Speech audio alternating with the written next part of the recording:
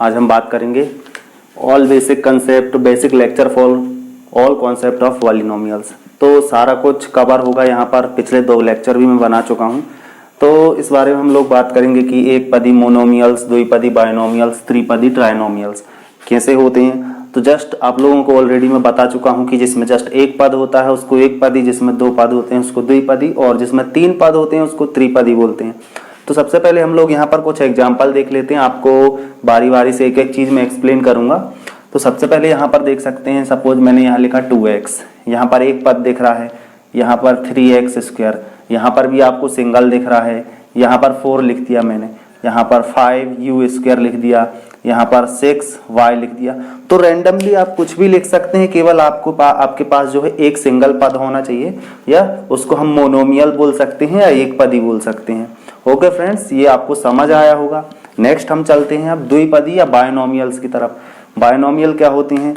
Just यहाँ पर मैंने लिखा है, यहाँ पर एक्स स्क्वायर प्लस 5, यहाँ पर एक और एक दो पद दिख रहे हैं। यहाँ पर एक्स क्यूब, यहाँ पर एक्स प्लस 5, ये भी आपको यहाँ पर 2 पद दिख रहे होंगे। यहाँ पर u प्लस 9, यहाँ पर भी आपको 2 पद दिख रहे हैं। यहाँ पर हम लोग लिख सकते हैं 9 प्लस y, ये भी आपको 2 पद दिख रहे होंगे। यहाँ पर x प्लस एक्स स्क्वायर, तो यहाँ पर भी आपको 2 पद दिख रहे हैं। तो ये दोस्तों आप लोग यहाँ पर आप लोग देख सकते हैं कि यहाँ पर 5 कर दीजिए। तो ये जो 2 पद दिख रहे हैं यहाँ पर आप लोगों को सारे कुछ, तो ये द्विपदी या बायनोमियल्स कहलाते हैं। हमारे बायनोमियल इनको हम लोग बोल सकते हैं। अब जस्ट हम लोग मूव करते हैं त्रिपदी या ट्राइनोमियल्स की तरफ। तो यहाँ पर आप लोग देख सकते हैं x की पावर 3 प्लस 5x, यहाँ पर 2 कर दीजिए पावर, और यहाँ पर 4। तो ये हो गए आपके 3 पद, क्योंकि यहाँ पर 1 2 3 टर्म है। उसके बाद यहाँ पर 4x square plus 9 plus x या x plus x square minus 1। तो यहाँ पर नंबर ऑफ पद देखने रहते हैं। जितने नंबर ऑफ पद होते हैं तो उतने हम लोग उसको बोल सकते हैं कि त्रिपदी है, ये द्विपदी है या एक पदी है। तो नंबर ऑफ टर्म्स देख के आप लोग बोल सकते हैं कि कौन सा एक पदी है, कौन सा द्विपदी है, कौन सा त्रिपदी है। तो ओके फ्रेंड्स, ये आपको समझ आया होगा। अब हम लोग मूव करते हैं कुछ और चीज़ों की तरफ। तो आप लोग वहाँ पर भी बारी बारी से अच्छे से समझ जाएंगे क्या कुछ बताऊँगा मैं। तो देखते हैं हम लोग। हाँ, एक चीज़ और यहाँ पर दोस्तों आप लोग समझ लीजिए कि जो एक चीज़ और है यहाँ पर कि शून्य बहुपद भी होता है। तो शून्य बहुपद क्या होता है? ऐसा बहुपद जिसकी अधिकतम घात 0 होती है। सपोज करिए यहाँ पर मैंने लिखा कि x की पावर 0, तो यहाँ पर डायरेक्टली लिख दिया मैंने x की पावर 0, मतलब ये 1, और 1 मतलब इसकी जो है बहुपद की घात मैक्सिमम जो होगी यहाँ पर 0। तो ये इसको हम लोग बोल सकते हैं कि ये शून्य बहुपद है। यस, डिग्री ऑफ जो पॉलिनोमियल्स होते हैं जिन बहुपद की अधिकतम घात, तो उसको हम लोग यहाँ पर 0 के हिसाब से शून्य बहुपद बोल सकते हैं। तो ओके फ्रेंड्स, और हम देखते हैं कुछ और चीजें। आप लोगों को ये समझ भी आ गया होगा कि जिसकी अधिकतम घात अगर 0 है तो उसको हम लोग शून्य बहुपद बोलेंगे। तो और कुछ चीजों की तरफ हम लोग चलते हैं दोस्तों। तो मेरे पास कक्षा 9वीं की बुक यहाँ पर रखी हुई है, तो काफी कुछ यहाँ पर है। तो यहाँ पर एक टर्म और दिया हुआ है कि डिग्री ऑफ द पॉलिनोमियल्स, तो बहुपद की घात किसे बोलते हैं? यहाँ पर एक चीज यहाँ पर हम समझने लायक बात है कि बहुपद की घात, डिग्री ऑफ पॉलिनोमियल।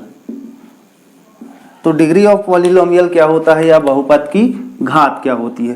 दोस्तों, जब भी आपसे क्वेश्चन पूछा जाए कि बहुपद की घात क्या होगी, आपको कितना ही बड़ा बहुपद लिख के दे दिया जाए। सपोज करिए मैं आपको एक बहुपद लिख के दे रहा हूं यहाँ पर, ये x की पावर 3 प्लस 5x की पावर 9 प्लस 2x माइनस 1। अब आपसे यहाँ पर पूछ लिया जाता है कि यहाँ पर जो बहुपद की जो है घात कितनी होगी। अब आपसे ये रैंडमली क्वेश्चन पूछ लिया, तो बस आप लोगों को कुछ नहीं करना है। यहाँ पर सबसे ज्यादा घात देखनी है कि सबसे ज्यादा पावर किसके पास है। यहाँ पर x की पावर 3 है, यहाँ पर x की पावर 9 है, यहाँ पर x की पावर कुछ भी नहीं है तो 1 है, और यहाँ पर 1 है। 1 है मतलब इसके साथ x की पावर कितना है? 0 है। जब भी कोई डिजिट लिखा हो दोस्तों तो उसके साथ हम लोग सिंगल जब एक चर का यूज करते हैं तो यहाँ पर भी एक चर का हम लोग यूज कर सकते हैं, तो उसमें x की पावर 0 लगा देते हैं। x की पावर 0 का मतलब होता है 1 और x की पावर 0 का मतलब 1 होता है, तो 1 का 1 से मल्टीप्लाई करेंगे तो अल्टीमेटली 1 ही आएगा, इसलिए मैंने यहाँ पर x की पावर 0 लिख दिया। तो सबसे बड़ी पावर कितनी है हमारे पास 9, तो हम लोग बोल सकते हैं यहाँ पर कि हमारा जो डिग्री ऑफ पॉलिनोमियल होगा, डिग्री ऑफ पॉलिनोमियल वो कितना होगा 9 होगा। तो जितनी अधिकतम घात होगी वो हमारा डिग्री ऑफ पॉलिनोमियल हो जाएगा, या बहुपद की घात या बहुपद की अधिकतम घात, ये हो जाएगा बहुपद की घात। तो हिंदी इंग्लिश दोनों में बताते जा रहा हूं मैं, क्योंकि इस वीडियोज को अगर हिंदी मीडियम के स्टूडेंट देख रहे हैं तो आसानी से समझ जाएंगे, और इंग्लिश मीडियम के देख रहे हैं तो वो भी आसानी से समझ जाएंगे। तो दोनों लैंग्वेज का साथ साथ यूज कर रहा हूं मैं। तो ओके फ्रेंड्स, तो अब हम लोग चलते हैं कुछ और चीज़ों की तरफ। इसको मैं रफ कर दे रहा हूँ। दोस्तों बहुत सारे लोगों को ये चीज़ पता नहीं होती कि x की पावर 0 = 1 कैसे आता है।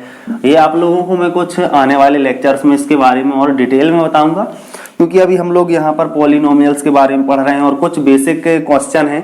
तो अब हम लोग जस्ट चलते हैं एग्जाम्पल नंबर 1 की तरफ। तो उदाहरण नंबर 1 लिखा हुआ है यहाँ पर, उदाहरण नंबर 1 लिखा हुआ है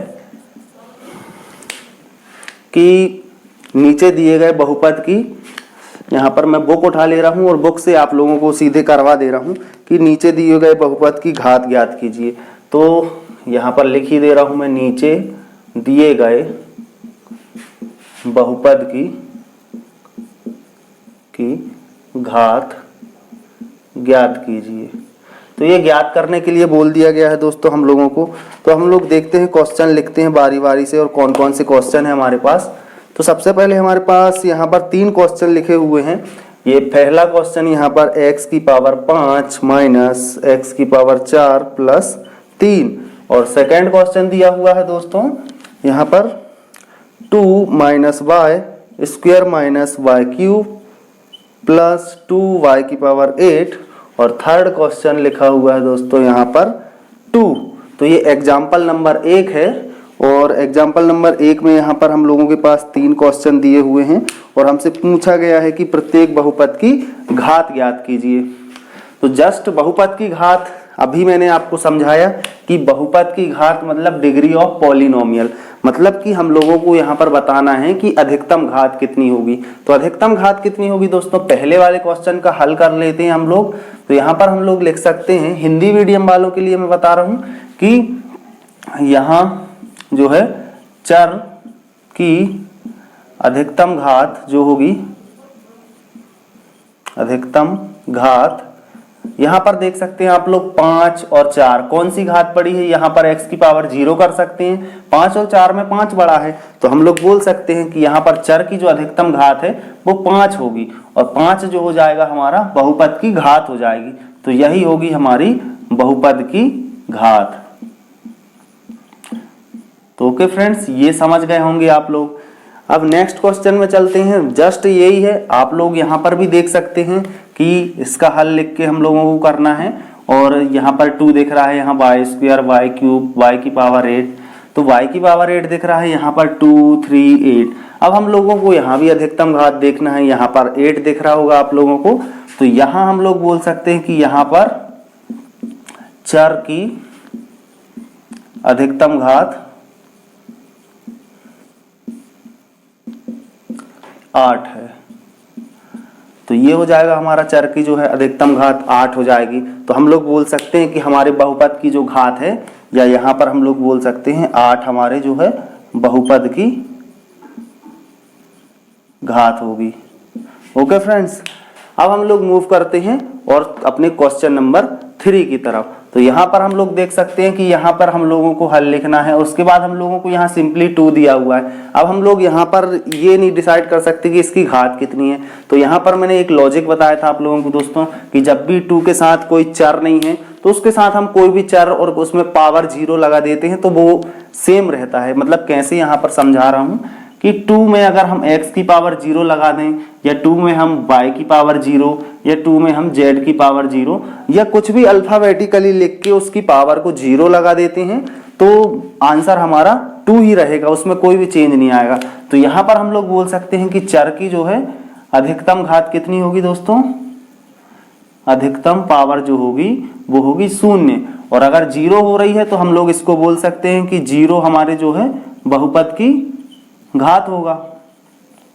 बहुपद की घात कितनी है, 0। तो ओके फ्रेंड्स, आई होप कि ये आप सबको समझ आया होगा। उदाहरण नंबर 1 है कक्षा 9वीं अध्याय 2 का, ये उदाहरण नंबर 1 क्वेश्चन नंबर 1, 2 और 3 तीनों ही सॉल्व करा दिए हैं मैंने। आप लोगों को काफी अच्छे से समझ आया होगा और एंजॉय भी किया होगा आपने इस सेशन को। तो ओके फ्रेंड्स, मिलते हैं हम लोग नेक्स्ट लेक्चर में। तब तक के लिए take care, bye bye, love you all guys, thanks for watching. जय हिंद, वंदे मातरम।